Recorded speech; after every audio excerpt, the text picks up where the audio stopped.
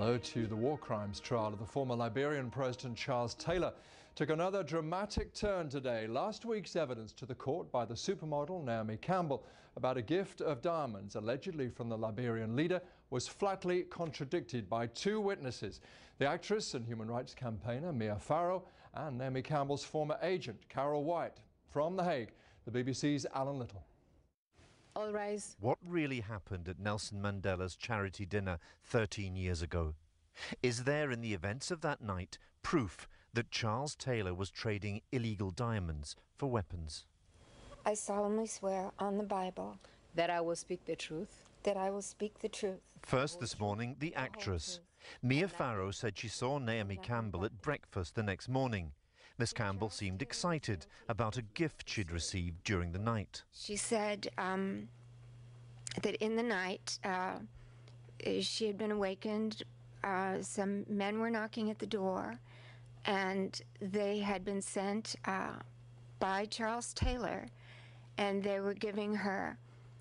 had given her a huge diamond. The whole truth. The whole truth. And that flatly contradicts what Naomi Campbell told this court last Thursday. She said two men had woken her and given her some small, dirty-looking stones. She didn't know what they were or who had sent them. Did you ever learn who they were? No, I did not. And you said they knocked at your door and they told you what? A gift for you, and they gave me a pouch. And did they say anything other than that? No. Did you ever subsequently learn who this gift was from? No. The prosecution is trying to prove that Charles Taylor, as Liberian president, was using so-called blood diamonds to fund a rebel militia in Sierra Leone. That militia was notorious for its brutality. The hacking off of limbs was its signature atrocity. Tens of thousands were killed in the war. Taylor faces 11 criminal counts and denies them all. Today, Naomi Campbell's evidence was also contradicted by this former friend. And nothing but the truth. And nothing but the truth. Carol White was for years her agent. She was also at the Mandela dinner. She said she saw Miss Campbell and Mr. Taylor flirting mildly with each other at dinner that night. Naomi was very excited and told me, oh, he's going to give me some diamonds. He was leaning forward and they were laughing and nodding, and he was agreeing that there was something, a gift coming of diamonds. She said two men arrived at their guest house later that night. The guys came in and they sat down in the lounge, and they then took out a quite scruffy paper and they handed it to Miss Campbell and said, you know, these are the diamonds. It's been a dramatic and at times bizarre day. Hollywood and the catwalk ensnared in an African tragedy. Naomi Campbell is not on trial here. This is an attempt to find out whether Charles Taylor is responsible for the atrocities that blighted an entire country for a decade. And it's far from clear whether anything that happened under Nelson Mandela's roof that night amounts to solid proof of Charles Taylor's culpability. Alan Little, BBC News in The Hague. So, linking Charles Taylor to illegal so-called blood or conflict diamonds is key to the prosecution's case. It says the former Liberian leader orchestrated the war in neighbouring Sierra Leone in the 1990s and used diamonds to help fund it. The indictment accuses him of responsibility for destroying, murdering, raping, maiming and mutilating more than 1 million human beings in West Africa. James Robbins reports.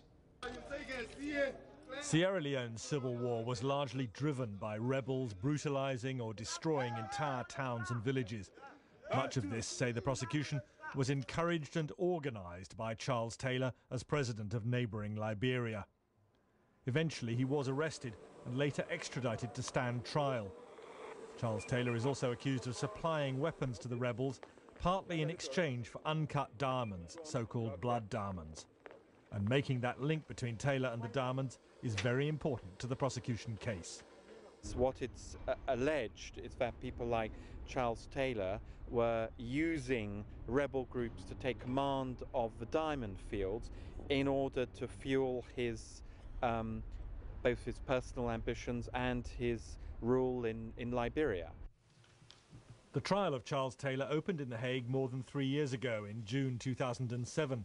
At first, he refused to attend. Are you able to tell the court a reason why, in a nutshell, in 1 minute, why your client is not in court? But Charles Taylor did eventually turn up and last year testified, denying any association with rapists and murderers. I'm none of those, have never been, and will never be, whether they think so or not. Already, the trial has heard from over 90 witnesses. So the civilian raised the axe and hacked once, including amputees who gave harrowing accounts of their treatment by the rebels. All this is part of a process meant to ensure that even heads of state are not above the law. It's the second trial of a former head of state, Milosevic being the first, and it sends a clear signal to would-be human rights abusers around the world that no matter who you are, no one is above the law, and sooner or later the long arm of international criminal justice will catch up with you. One oddity, although this trial is happening in the Netherlands, if Charles Taylor is found guilty, he'll serve his sentence in a British prison. The last government agreed to that because the Dutch authorities only consented to host this trial as long as any jail term was